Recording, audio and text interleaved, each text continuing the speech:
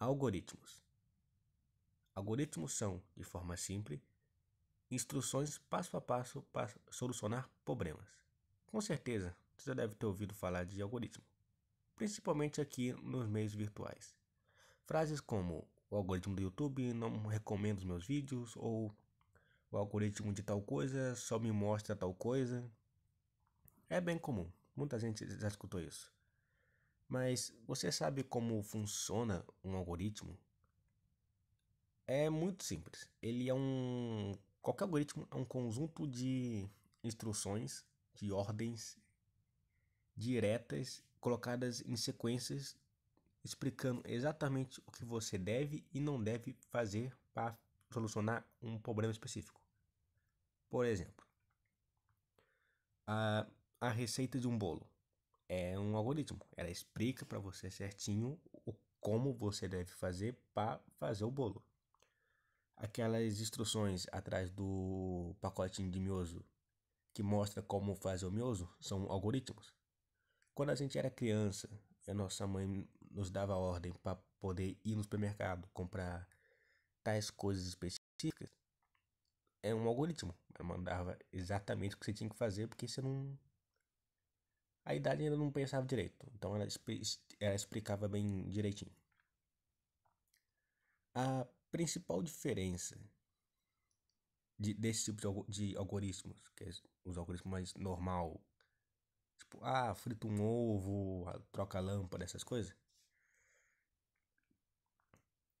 é que os algoritmos que eu quero falar são algoritmos voltados para máquinas. E máquinas são burras. Muito, muito, muito burras. Mas são 100% obedientes. E elas cumprem com exatidão qualquer ordem que você dê a elas. Por isso, você tem que acabar sempre que possível evitar ambiguidade e ser o mais direto possível. Por exemplo, se você mandasse uma máquina andar para frente, ela provavelmente não ia conseguir, é porque antes disso a gente teria que mandar ela ficar de pé. Como a gente não falou, ela não ia conseguir andar.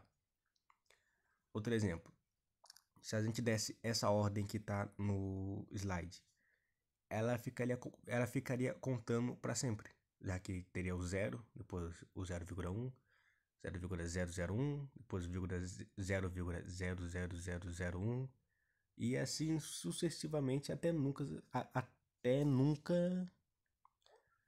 ter um fim realmente, ia ficar em loop.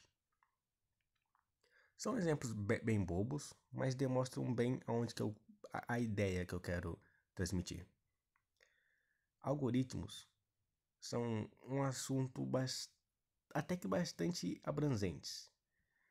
Mas, então eu vou focar em um específico, que é o computacional, que é, né, que mais útil, por assim dizer. Um algoritmo computacional dá para dividir ele em duas partes.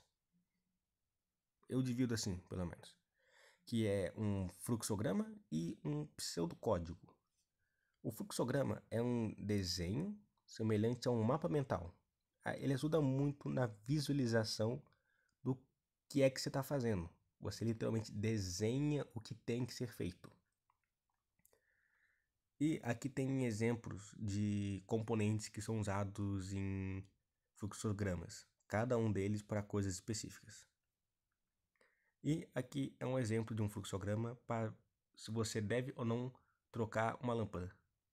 Ele tem um início lá em cima, que é a lâmpada não funciona. Se ela não funciona, começa o fluxograma, percorre ele inteiro e termina com comprar uma nova lâmpada.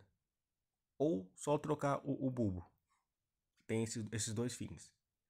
Mas qualquer fluxograma ele segue isso. É um início, que é quando começa um problema, toda a sua resolução e um final. Dois, nesse caso, mas resolve o problema, então tá certo. E os pseudocódigos. O pseudocódigo é primeiramente, ele não é uma linguagem de computação, mas ele está bem próxima. Um pseudocódigo é um jeito de deixar mais próximo a comunicação humana com a comunicação das máquinas, mas bem mais voltada para o humano mesmo. Não são códigos de verdade, nenhuma máquina vai aceitar eles, mas são um ótimo pontapé, principalmente para quem está querendo começar carreira como desenvolvedor, programador ou coisas assim.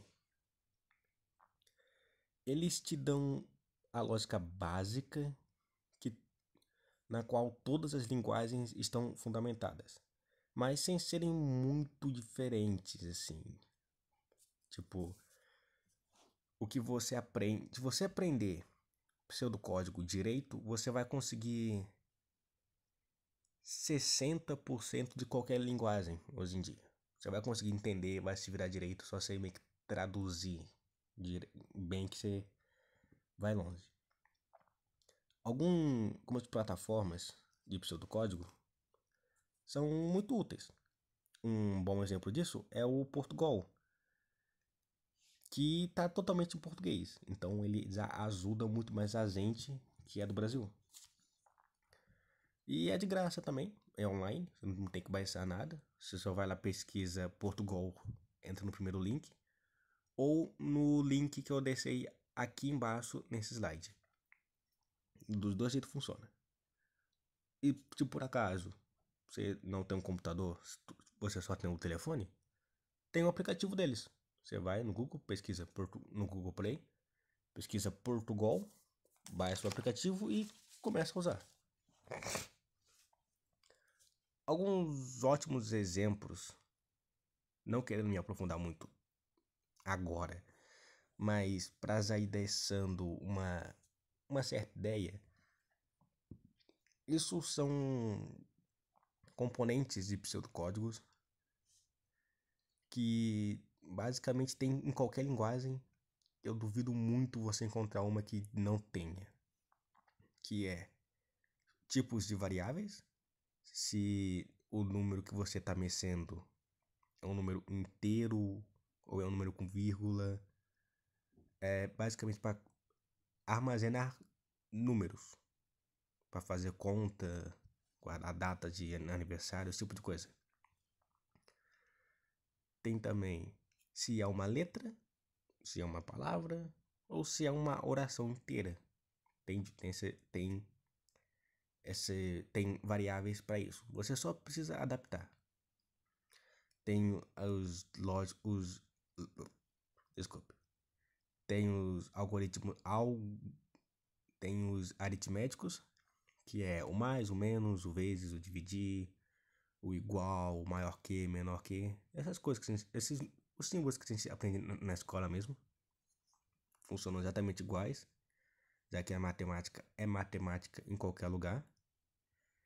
Tem também a entrada e a saída de dados, que é para que, basicamente, você, na entrada, você fala para o computador pegar tal coisa, tal informação e guardar em uma variável, ou seja, guardar um número, uma palavra, um nome, alguma coisa assim. E a saída, que é para ele mostrar alguma coisa. Por exemplo, você pega e fala para ele escrever o nome do usuário pro usuário, ele vai lá e escreve. Ou você fala, escreve que horas são. O computador vai e ele mostra que horas são. Ele sai o dado para fora. Tem também os laços de repetição. Faça, o enquanto, faça enquanto, o para. São muito úteis e um pouquinho difíceis de entender, mas é coisa bem tranquila. A gente fala em português basicamente do mesmo jeito que se escreve. Faça isso enquanto tal coisa está acontecendo, por exemplo. Tem também os condicionais, que é o se não, o caso contrário. Bem simples de entender, não, acho que eu não preciso explicar tanto assim. E tem funções, que basicamente são algoritmos de outros algoritmos. Seria como se você, para fazer uma receita dentro de um livro, ele te mandasse ler um outro livro com uma outra receita para poder continuar o que você está fazendo. E basicamente é isso, o assunto de algoritmos. Tá bem por cima, tá bem genérico, mas é essa a ideia. E lembrando, se você quer virar um dev, começa com algoritmos. Vai ser muito importante para você. E é isso, muito obrigado.